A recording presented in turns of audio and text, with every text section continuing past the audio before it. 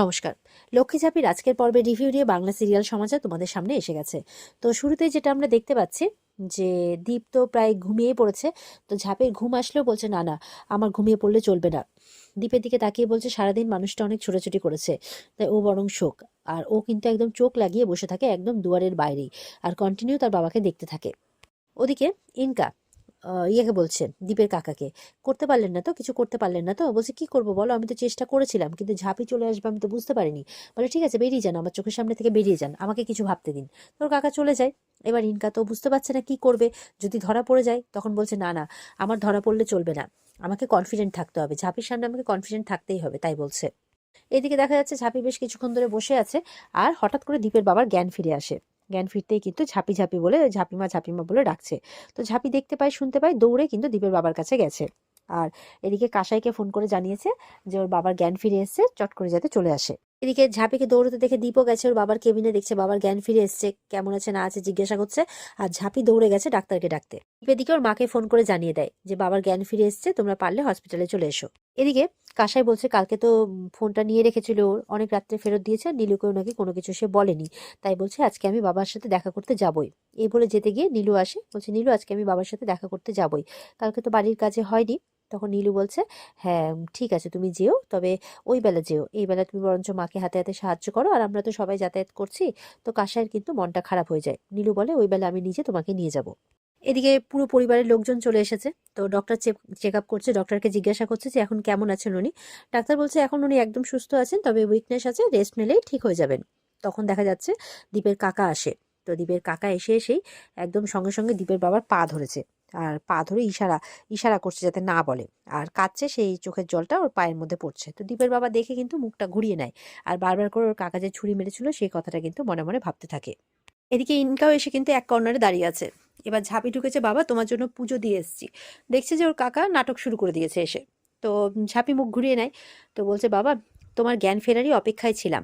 তো তুমি কেমন আছো এখন, একটু ঠিক লাগছে? ওর বাবা মাথা নাড়িয়ে বলছে হ্যাঁ একটু ঠিক আছি।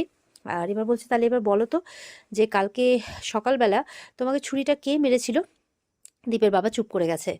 আর বলছে আমি দেখিনি রে মা, অন্ধকারে আমি ঠাউর করতে পারিনি, আমি দেখিনি, তাই বলছে। ঝাঁপি চুপ করে যায়, অনেক আশা নিয়েছিল ওর বাবা বলবে। তো বলছে আমি জানি বাবা, তুমি সবটা জানো, কিন্তু তার নাম তুমি নিতে চাও না, তুমি ইচ্ছে করে ওর নামটা বলছো না। তুমি বলছো তুমি কাউকে বাঁচানোর চেষ্টা করছো, তাই না? বলছে আমি বিশ্বাস কর মা, আমি সত্যি দেখিনি। মনে মনে বলছে এটা যে আমার পরিবার রে মা, হাজার আঘাত সহ্য করেও পরিবারকে এক রাখতে চুপ থাকতেই হয়। রূপের নাম আমি কিছুতেই মুখে আনতে পারবো না, আমাকে ক্ষমা করে দিস, মনে মনে বলছে। ওদিকে ইনকা মনে মনে বলছে চোখ খুলেছে কি খোলেনি, অমনি বলো বলো কি ছুরি মেরেছে, নাটক শুরু করে দিয়েছে। এবার তো ঝাঁপির সামনে চলে এসছে। এই ইনকা বলছে এই কেন তুমি এরকম এত কনসার্ন দেখাচ্ছ? হ্যাঁ যাও, তোমার কাজ হয়ে গেছে, যাও এখান থেকে, এভাবে বলছে। আর দীপ বলছে ঝাঁপি নিজের দোষ মানে নিজের কথাটাকে সত্যি প্রমাণ করার জন্য যাকে তাকে কিন্তু দোষী বানানোটা বন্ধ কর। দীপ বলছে বারবার করে তোকে এক কথা বলতে আমার ভালো লাগছে না। তখন দীপের পিসি বলছে ঝাপ তুই মানে ঝাঁপি একা না দীপ, আমি নিজেও বুঝতে পারছি যে দাদা কিছু একটা লুকোচ্ছে, দাদার মুখ দেখে পরিষ্কার বোঝা যাচ্ছে। তারপর দাদার মাথায় হাত বুলিয়ে বলছে দাদা তোকে কিচ্ছু বলতে হবে না, কিচ্ছু না, এখানে মা নেই, তবে মার হয়ে ঝাঁপি আমি তোকে দায়িত্ব দিচ্ছি, যে দাদার এত বড় ক্ষতি করার চেষ্টা করেছে তুই তাকে খুঁজে বের কর। এই কথা শুনে তো কাকা রিনকা একদম ভয় পেয়ে গেছে, চোখে চোখে ইশারা চলছে দুজনেরই। এরপরে ঝাঁপি ওর বাবার মানে শ্বশুরমশাইয়ের পা ছুঁয়ে প্রতিজ্ঞা করে যে যে বা যারা তাকে মারতে চেয়েছে বাবাকে, আমি তাদের খুঁজে বের করবই। ঝাঁপির উপরে পুরো পরিবার একটা আশা নিয়ে বসে থাকে। ইনকা মনে মনে বলছে তার সুযোগ তুমি আর পাবে না ঝাঁপি, তার আগে তোমার জীবন আমি এলোমেলো করে দেবো।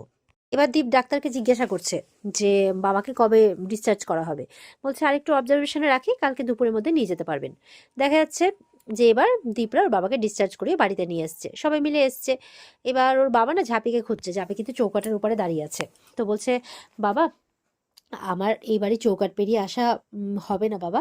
আহ, আসলে বলছে যে কত আঘাত দিবে এই বুড়ো বাবাটাকে বল, এই যে ছুরির আঘাতের থেকে অনেক বড়।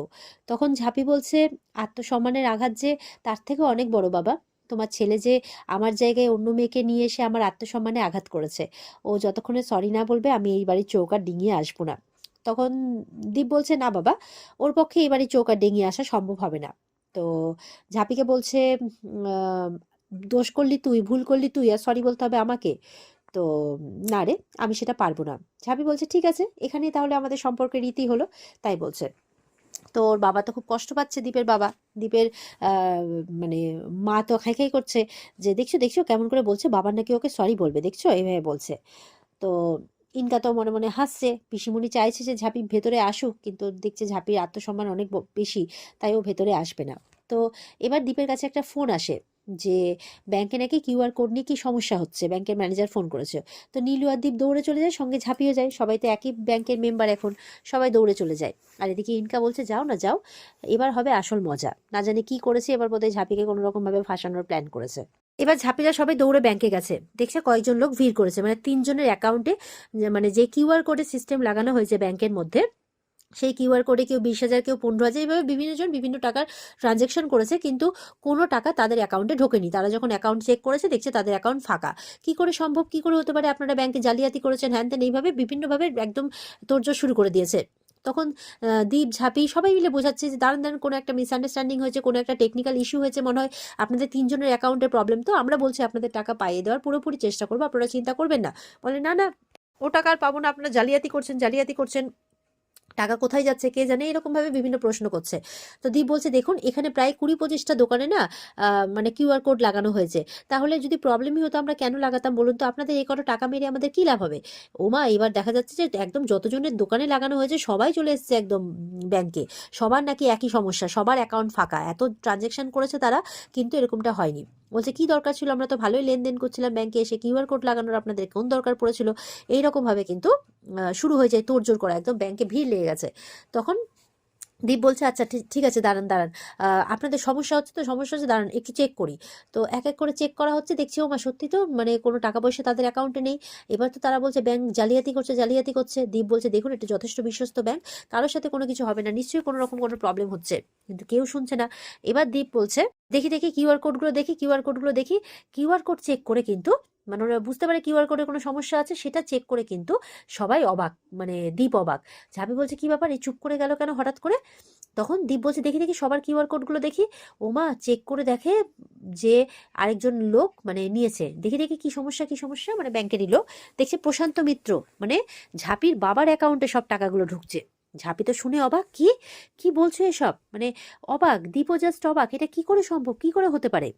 এবার কি হবে, মানে মানে মাথায় জাস্ট একদম বাজ পড়েছে, এরকম একটা ব্যাপার, কি করবে কিছু বুঝে উঠতে পারছে না। আর এখানেই কিন্তু আজকের মানে পর্ব শেষ হয়ে যায়। তো এই ছিল আজকের পর্বের রিভিউ, আশা করবো সবার ভালো লেগেছে। ভালো লেগে থাকলে পর্বকে লাইক কমেন্ট করে জানাবে, আর আমাদের সাথে জুড়তে চ্যানেলকে সাবস্ক্রাইব অবশ্যই করবে। দেখা হচ্ছে তোমাদের সাথে আগামীকালকে, সবাই খুব ভালো থাকবে। আজকের মতো পর্ব এই পর্যন্তই, বিস্তারিত দেখতে অবশ্যই কিন্তু স্টার জলসার পর্দায় চোখ রাখবে। ভালো থেকো সবাই, টাটা।